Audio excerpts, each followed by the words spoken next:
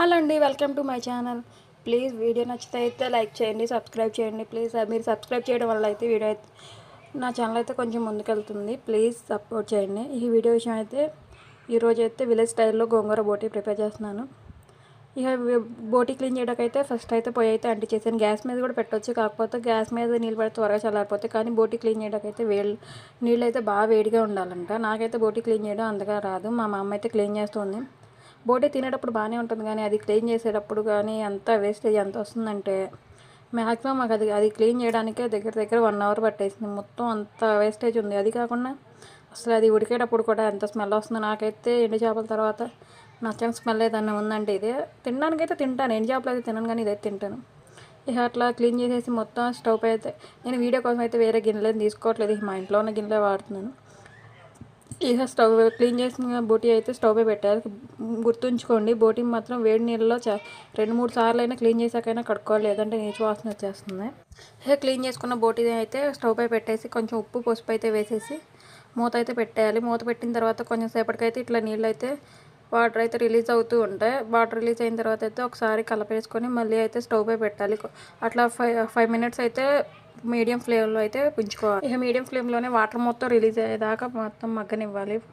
అంతుంది కదా, మొత్తం అయితే కొంచెమే అవుతుంది వాటర్ రిలీజ్ అయ్యేసరికి. చూడండి ఎంత అయిపోయింది. ఇందాకైతే గిన్నె ఉంది కదా, కానీ ఆ వాటర్ రిలీజ్ అయ్యి మొత్తం ఉడికేదాకా కూడా అసలు నీచు వాసన ఎంత వస్తుందో బోటీ అయితే. మరి ఎందుకనో ఇక మొత్తం వాటర్ అంతా రిలీజ్ అయిన తర్వాత స్టవ్ పై అయితే మళ్ళీ ఇంకో వేరే కడాయి అయితే పెట్టుకొని ఆయిల్ అయితే వేసుకొని గోంగూర అని చెప్పాను కదా, గోంగూర అయితే మొత్తం క్లీన్ చేసుకోవాలి. కాళ్ళన్నీ క్లీన్ చేసుకొని గోంగూరని కూడా 2-3 సార్లు అయితే కడిగేసుకొని దాన్ని అయితే మొత్తం గోంగూరకి ఎంత టైం పట్టదులేండి, ఊరినే మగ్గిపోతుంది కదా. అదైతే స్టవ్ పై అయితే కొంచెం కల్లుప్పు అయితే వేయండి. కల్లుప్పు అయితే వేయడం వల్ల అయితే ఏ కూర అయినా త్వరగా మగ్గిపోతుంది, ప్లస్ టేస్ట్ కూడా వేరే ఉంటుంది సాల్ట్.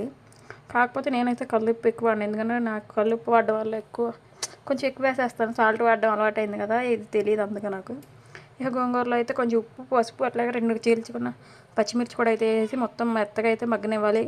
అదైతే పక్క తీసుకొని నేను ఆ కడాయిలో అయితే హోల్ స్పైసెస్ అయితే వేసాను. అంటే బిర్యానీ ఆకు, కొంచెం షాజీరా, చెక్క లవంగాలు అట్లాంటి అవి ఫ్రై అయిన తర్వాత అయితే కట్ చేసుకున్న ఆనియన్ 2 పచ్చిమిర్చి కూడా అయితే వేసేసాను.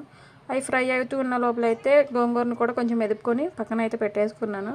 ఇక అవి ఫ్రై అయిన తర్వాత అయితే అల్లం వెల్లుల్లి పేస్ట్ కూడా అయితే వేసాను. అల్లం వెల్లుల్లి పేస్ట్ అయితే మొత్తం మగ్గిపోవాలి. అదైతే పచ్చివాసన వస్తే కర్రీ అయితే అంత టేస్ట్ అనిపించదు. ఆనియన్స్తో పాటు ఇది కూడా బ్రౌన్గా మొత్తం చక్కగా మగ్గిపోయి ఫ్రై అయిపోవాలి ఎర్రగా. ఇక ఆనియన్స్ అల్లం వెల్లుల్లి కూడా మగ్గిన తర్వాత అయితే నేను 2-3 టమాటాలు కూడా కట్ చేసి అయితే పక్కన పెట్టుకున్నాను.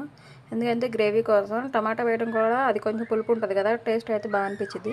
నేను తీసుకున్న గోంగూర అయితే ఇంటి దగ్గరది కదా, అంత పులుపు అనిపించలేదు నాకు, అందుకనే 2-3 టమాటాలు కూడా అయితే తీసుకున్నాను.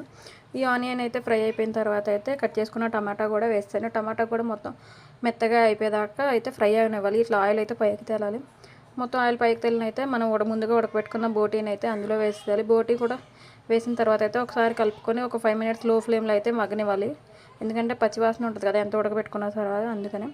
ఇక కారం కూడా తగినంత నేనైతే కొంచెం ఎక్కువగానే ఇస్తాను.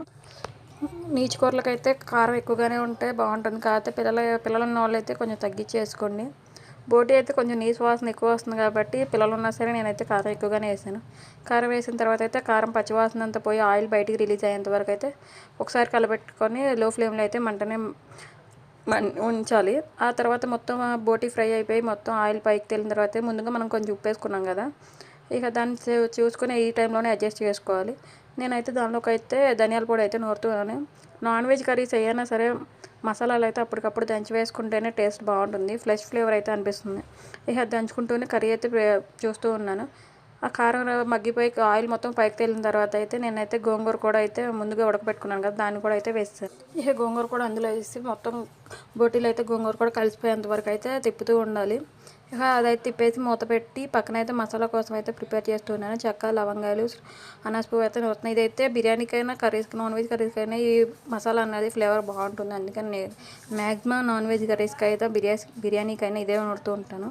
ఇక అది నూరుతున్న తర్వాత గోంగూర కూడా అందులో వేసి ఫ్రై అయిన తర్వాత అయితే 2 గ్లాస్ ఆఫ్ వాటర్ పోస్తాను. అది మరుగుతున్న టైంలో అయితే ముందుగా నంచి పెట్టుకున్న ధనియాల పొడి మసాలా అయితే దానిలో వేస్తాను. అదైతే చక్కగా మసాలా అన్నది కర్రీకి పట్టేసి మంచి స్మెల్ అయితే వస్తుంది.